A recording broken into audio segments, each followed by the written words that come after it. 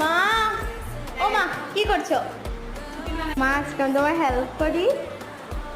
বলছে আমি নাকি রুটি বানাতে পারবো না।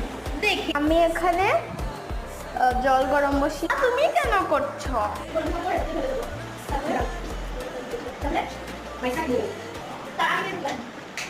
মাইখা নিচ্ছেন মা। হলো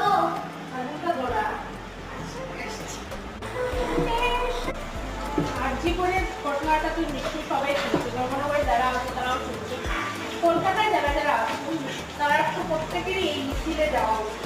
আমার মনে হয় আমরা তো এখানে আছি, এদিকে আমরা মিছিল করা সম্ভব না, কিন্তু যারা যারা কলকাতায় আছে তারা প্রত্যেকেরই এই মিছিলে যাওয়া উচিত। আর আমার ইভেন আমার ভাইয়ের বউ কালকে রাত্রে গেছে।